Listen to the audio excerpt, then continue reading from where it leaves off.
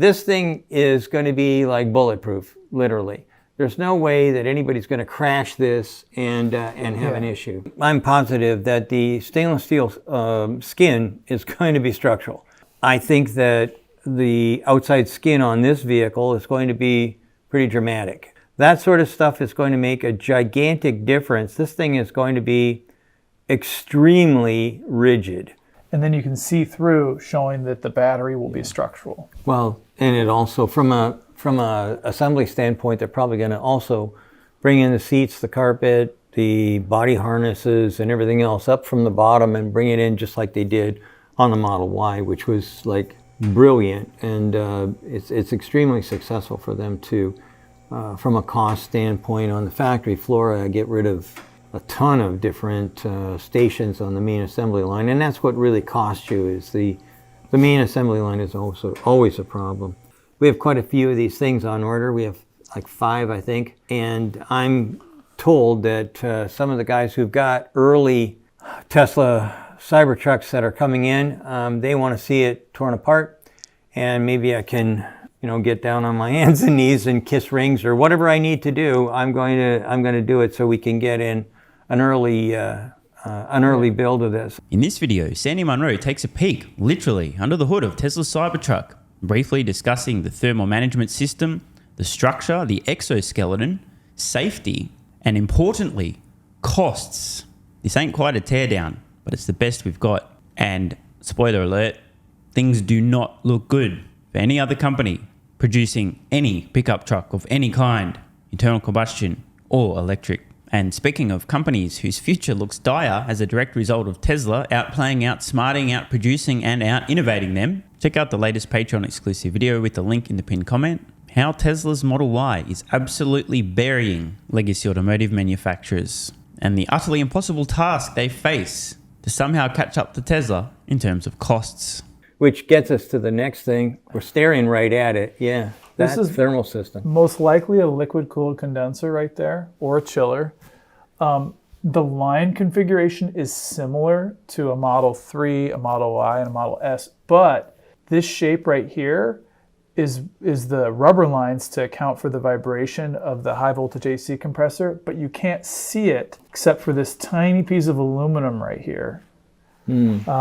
So I think, Sandy, I don't know what you think here. I think it's mounted sideways back here because you can see it turns back to aluminum here. So you'd have aluminum line running to the compressor. This is for vibration, and then back into the aluminum lines running into the thermal system. I think the configuration is different because I see a chiller or liquid cooled condenser. It looks like another chiller or liquid cooled condenser there. And this to me looks like a bottle. Sandy, of some sort, yeah. What I don't see is this is not identical to what we've seen in the Y and the S and the 3 and everything else out there. This has been put together a little bit differently than anything we've seen before. And it could be because it's a bigger product and it's going to have a bigger, or say a higher duty cycle. If you're an engineering nerd who's been following the Tesla story for a while, you might recall there was a period of time years ago where, let's be honest, Tesla kind of sucked at putting together vehicles. The software was great, the technology was incredible, the safety, next level, performance, absolutely obscene. But physically sticking together manufacturing vehicles, they were figuring it out. And figure it out, they certainly have. If you'll recall, the super bottle. The fuck is this? That's pretty impressive engineering. Next minute, no more super bottle, we now have the octovalve heat pump, which was a holy shit moment. Any company could have innovated comparably to what Tesla had done with the octovalve heat pump, but they hadn't. This extremely tight, well integrated, brilliantly engineered thermal management system was stunning. In the span of just a few years, Tesla, as demonstrated by the octovalve heat pump, went from one of the worst in industry in terms of putting together a vehicle, still dominant in terms of tech and software, but the actual vehicle itself, the stuff under the hood, to engineering an incredible piece of art to thermally manage the vehicle. Efficient, lean, just absolutely brilliant. What are the odds that the Cybertruck thermal management system we've just looked at is another leap forward? And this matters a lot. From a cost point of view, the more efficient, the more your thermal management system can punch above its weight, the less physical mass in there, the more range and so on, the lower the cost to produce these things. It's not just Cybertruck's steel exoskeleton That is a huge innovation, the way that this will actually be manufactured. But this is an opportunity for Tesla to level up everything they've been doing in their current generation of vehicles, which themselves continue to evolve and improve. Again, if you'll recall, if you're a regular viewer of the Munro Live channel, you'll have seen them tear down the thermal management system of the Ford Mustang Mach-E, which looked like a bowl of spaghetti that had been eaten and vomited back up. It was super embarrassing. I know it's pretty nerdy engineering stuff here, but the thermal management system in an electric vehicle is critically important. From a consumer's point of view, you don't see it, you don't notice it. But from a range, efficiency, mass, weight, and cost point of view, this is one of the most important systems in the entire vehicle. Okay, so let's have a look at this the way it is right now. Okay, so you can see the Giga castings are here, and then you can see up here there's some other parts. These parts are what you'd normally see in a conventional build, and this would be what they call the body in black. In other words, the body in white is what you see on the outside. The body in black is hidden, and right in here you're looking at this piece right here. That's the A pillar. That's where your door is going to hook onto. This is where you've got crashworthiness issues. You have it in here. You got the roof tie coming up to the B pillar right here. Now, this is telling me that this has an inner framework that it would be basically the body inner. And so consequently, we're looking at something that is not the same as what I was hoping to see. What I was hoping to see was a true example of an exoskeleton. This is a skeleton right here. Now, why did they do that? My guess is rollover, crashworthiness, and all kinds of other things. And the reason for that is right here.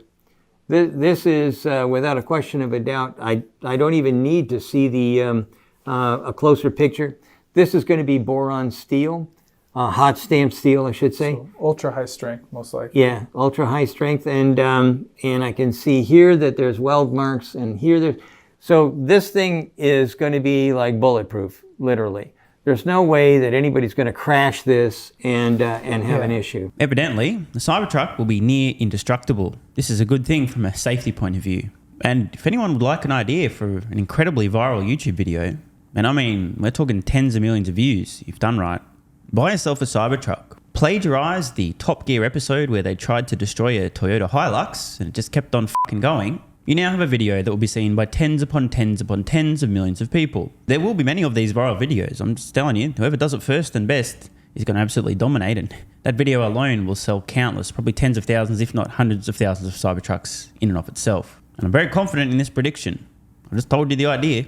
Go execute. Believe me, you will get a massive return on your investment. Also, rest in peace the marketing and taglines of many other companies trying to convey how tough their pickup trucks are once the Cybertruck hits the market and once people do start creating these videos showing how difficult it is to destroy this thing. Sledgehammers, bulldozers, blowtorches, stand an elephant on top of one of these things, it'll probably be fine as well. And for those of you who care about protecting your family, it's worth considering once Cybertruck's available. Why would you want your family driving around in anything other than a Cybertruck? But at this point, there's no stainless steel here. No. There's no exterior.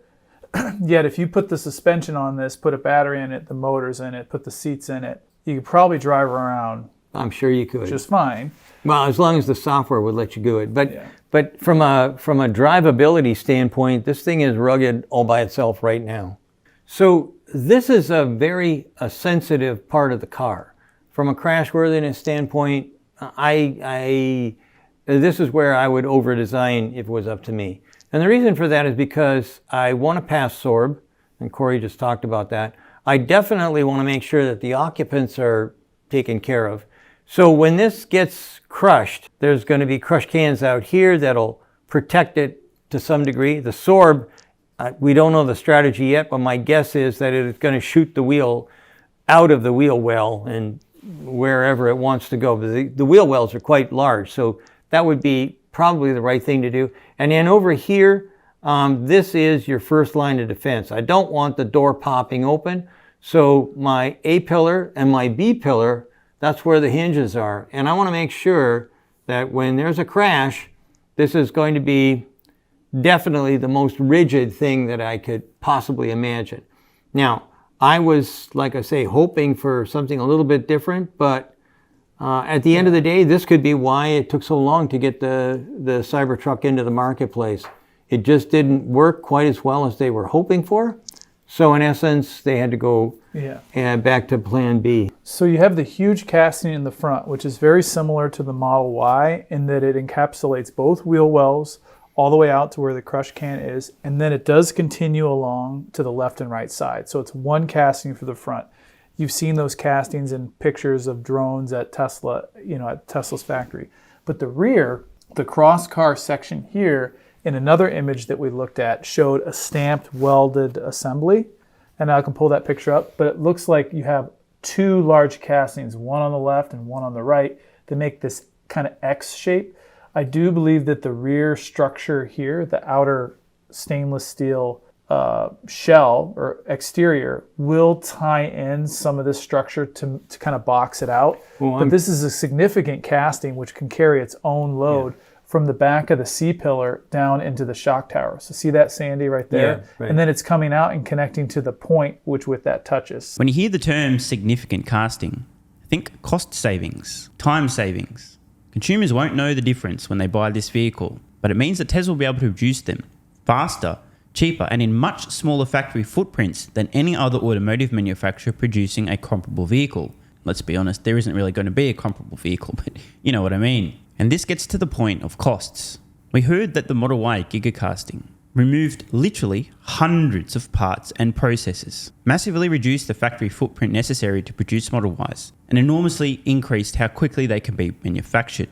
This is kind of important considering Tesla has well in excess of 1.5 million Cybertruck reservations as I record this. And the point, we heard recently Ford has slashed the price of their electric pickup truck, the F-150 Lightning, by $10,000. They're already losing about 40% on every electric vehicle sold before that price cut. Clearly, if Ford are cutting the price of their F-150 Lightning when it's still not profitable by $10,000, they have some issues moving stock at the current prices. What happens when Cybertruck production is ramped up? And through Tesla's innovation, incredible engineering, things like the Giga casting, the new thermal management system for the Cybertruck. What happens when Tesla can produce a superior vehicle for a significantly lower price and sell it for a much lower price than Ford could? The answer to that question is Ford shit themselves, slashed the price on the F-150 Lightning. So too any other companies producing electric pickup trucks. To try to compete with Cybertruck on price, consumers might not notice the difference. Oh, same price as Cybertruck or close to, that's good. But if the company is losing tens of thousands of dollars per vehicle sold and Tesla's making $10,000, $20,000, $30,000 per Cybertruck sold depending on the trim,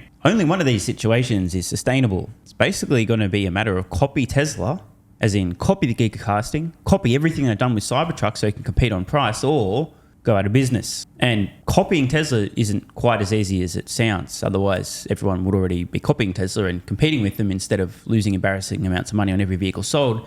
And when I say every vehicle sold, I mean every vehicle sold, which is not very many relative to Tesla, which in and of itself is kind of embarrassing. I'm positive that the stainless steel skin is going to be structural. Elon made a lot of predictions on that.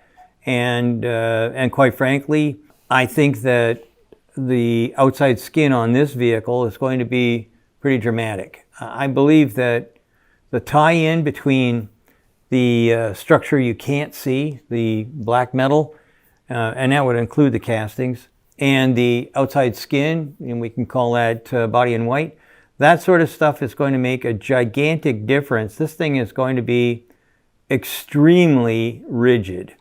It'd be too easy. Not even gonna. There's no question about it. This is going to be an extremely rigid product. When it comes to vehicles, rigid means tough and safe. Keep in mind, in addition to a typical structure, which you'll find in every pickup truck, the Cybertruck has a structural battery pack. It's basically like the vehicle overdosed on Viagra.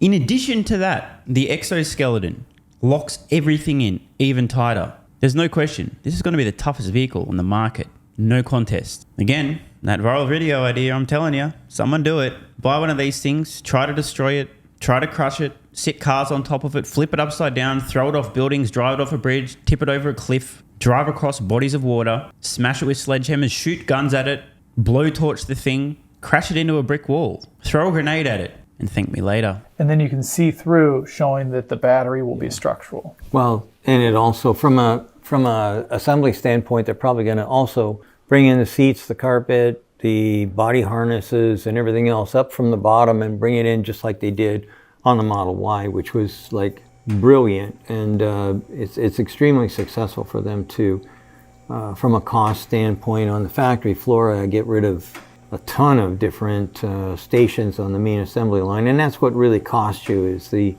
main assembly line is also always a problem. There's that magic word once again, costs. This is really important. Again, consumers probably won't notice because Tesla, Ford, GM, doesn't really matter who, they're going to price their vehicles at whatever price they need to sell them.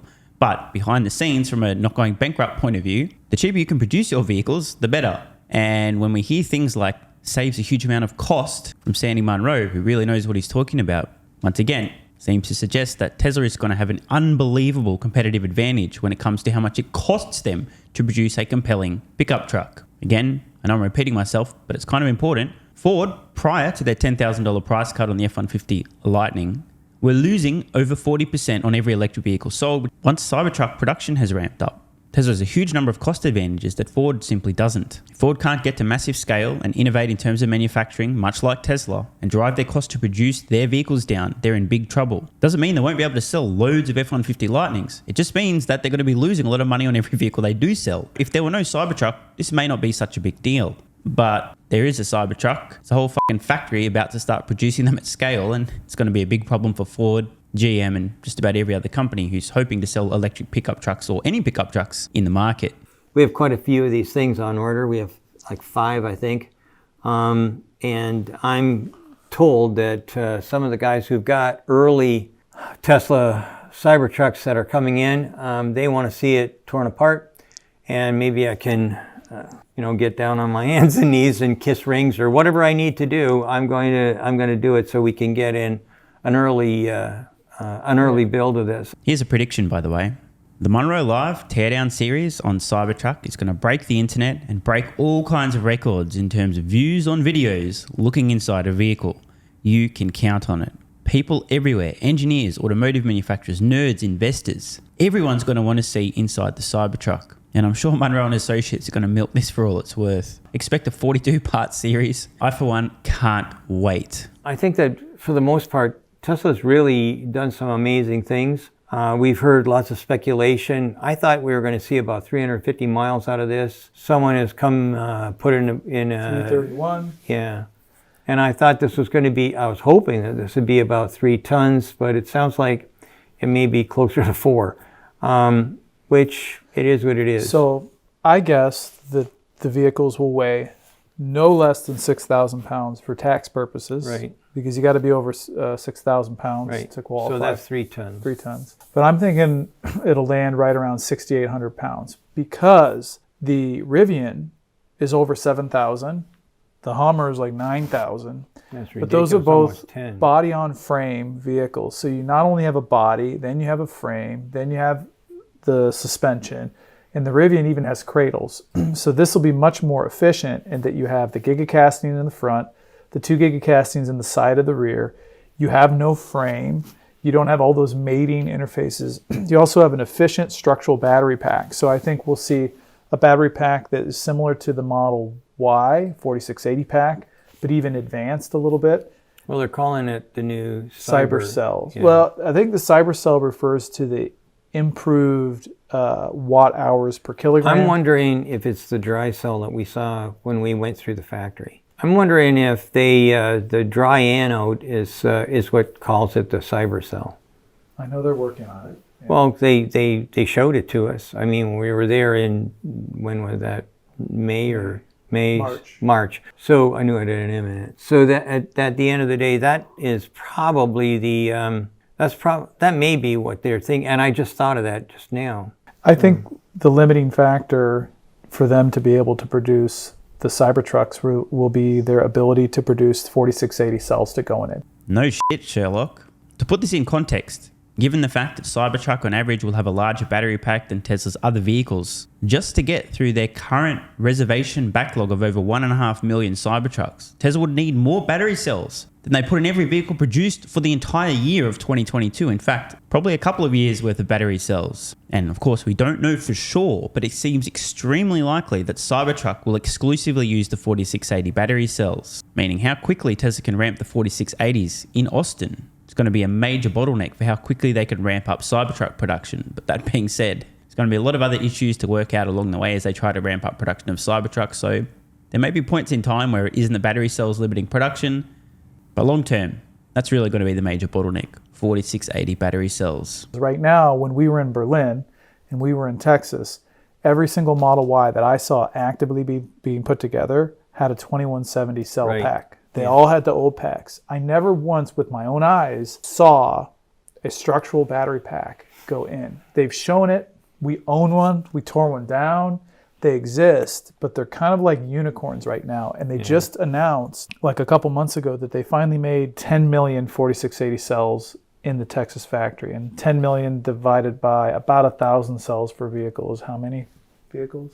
Oh, that would be 10,000 vehicles. So 10,000 vehicles is not a heck of a lot. I think that probably they're cranking up so that they can launch this and have 4680s in all of them. You'll need probably twice as many cells for a Cybertruck. Wow. You're going to need, they had about 830 or whatever in a Model Y. You'll need 1,600 to 2,000 cells in a Cybertruck to give it a decent amount of range. Well, the thing that we've heard several different numbers as to how many kilowatt hours are in this. I've said this about a dozen times. I think the Rivian, the Lightning, and the Cybertruck are not competing for the same people. I think that the Lightning is a product that's made for construction workers. I think that this is made for the outdoors kind of guy that is going to be taking tents and whatnot. He's going to go camping and whatever with this. And the Rivian is probably the best, I think, home truck, if you like. I don't think I'd want to use it like I would a F-150 or a Cybertruck, but I know one thing for sure. My wife thinks that this is the best vehicle she's ever had in her whole life. Like most others, I don't think Sandy Munro is really getting who's going to buy the Cybertruck. Now, it is true, there'll be many people who do buy a Cybertruck who typically wouldn't buy a pickup truck. That point is absolutely valid. I'm one of them. But I think just about everybody is massively underappreciating how many people, once they see what this thing can do, it appears on work sites, in neighbors' driveways and so on, who actually have pickup trucks to do pickup truck things, construction workers and so on, will actually use the Cybertruck as a work vehicle to do pickup truck things. I know that it looks different. There's only a couple of things that Cybertruck can't do that some pickup truck buyers need. One example of that is being able to load the bed from the side, a flat bed where the sides fold down. Most people with pickup trucks don't need this. Some do. There are also people out there who have to tow things that weigh even more than your girlfriend for hundreds of miles in extremely cold weather. But for the majority of people who use pickup trucks to do pickup truck things, Cybertruck will suit their needs, and then some. Shout out to the onboard air compressor, onboard power outlets, secure bed. You've heard the spiel. Now, to be clear, I think it's going to take quite a while before people realize what this thing's capable of doing just because of how different it looks. It's a whole new category of vehicle. But once people see what Cybertruck can do and realize, for most people, it's going to be the ultimate work truck, I think most people, including Sandy Munro, are going to be really surprised. Save the Model Y. Can I add a little bit to that, Sandy? Sure, go ahead. So when we're out and about at these expos, we were in California at the Electrify Expo. We were in Vancouver and talked to some Tesla owners there. The most common thing I hear is, oh, I have a Model 3, but I'm waiting for my Cybertruck. Yeah. I have a Model X, but I'm waiting for my Cybertruck. I drive a Mach-E, but I have a Cybertruck on order. A lot of the conquests that Tesla is getting are from other EV owners that are drooling at the capability and the size and the range and the function you get from a truck. But I think they're not traditional truck buyers. I think they're people who want it for reasons that are beyond what you use it, what you need a truck for. Cory's absolutely spot on here. And again, to my earlier point, people don't seem to be appreciating that Cybertruck will do work truck things as well. But there's a whole new set of buyers interested in Cybertruck who never in their life have previously owned or would have even considered owning a pickup truck. The Cybertruck's just cool as f***.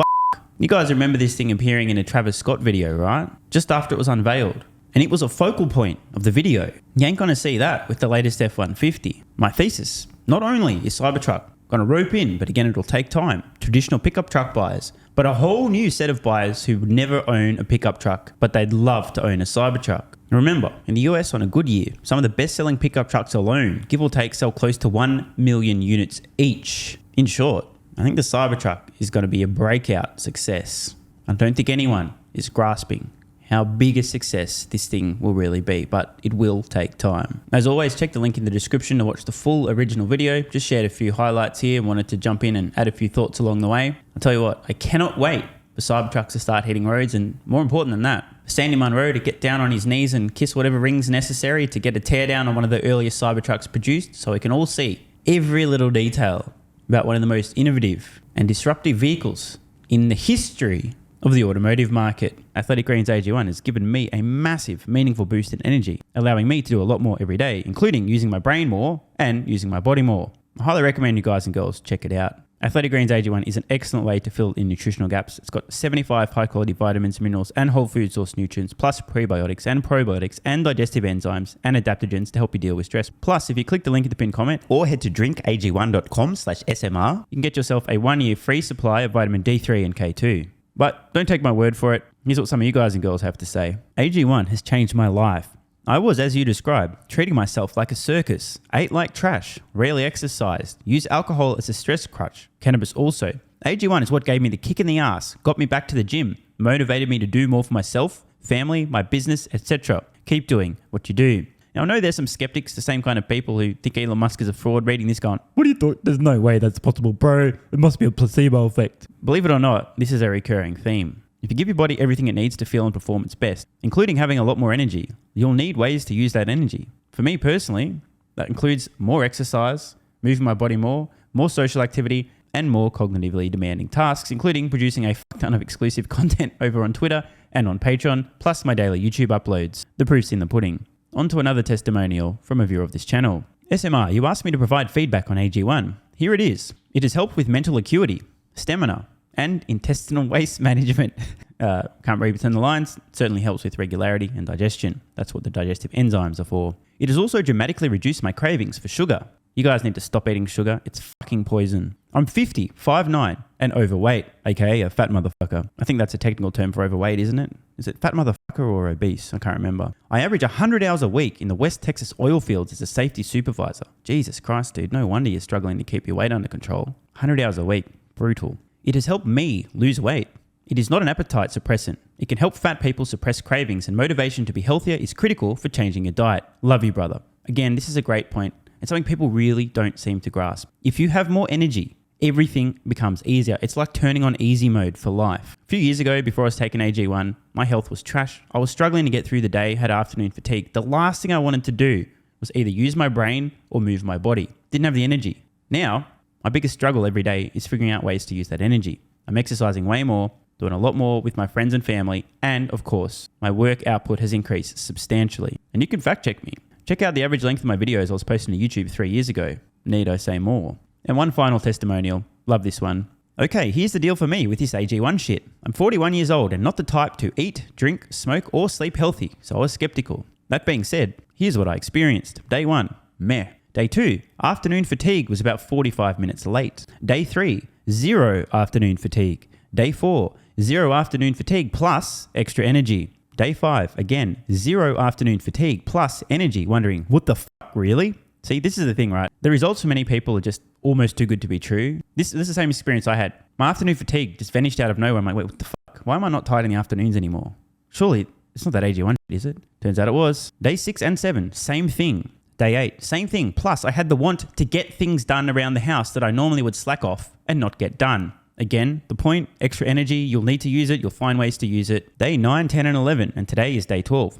I fucking love it. So however you managed to get me to buy it, I'm so glad you did. Thank you so much, SMR. It really changed me so far. Guys, this shit really works. Just try it. By the way, this is the reason I continue to relentlessly promote AG1. A lot of people get real fucking mad in the comments. Oh my God, Snake Oil Salmon's sold out. Oh my God, he's a scammer. This is fraud. But constantly, I'm pretty sure everyone making these comments is also currently short Tesla stock. I'm not particularly concerned about people having a negative perception, those folks suffering from small brain syndrome, still living in my bum's basement syndrome, etc., writing mean comments, claiming AG1's a scam or it doesn't work. I mean, bro, when I get feedback like this is what keeps me going. And remember, there is a 90-day money-back guarantee. There's nothing to lose here. Just try this stuff for a month, and if you don't get these results, get your money back. See, it's a literal no-brainer. It's an IQ test at this point in time. Testimonial after testimonial after testimonial like this. Get your money back if it doesn't work. Just try it for a month, and if it doesn't work, get your money back. Today's the day. It's finally time. Be like this guy who was a massive skeptic, but finally, after 1,000 promotions in a row, caved in, tried AG1, and has results like this. Head to drinkag1.com/SMR or click the link at the pinned comment, and please, let me know how you're feeling in a few weeks' time.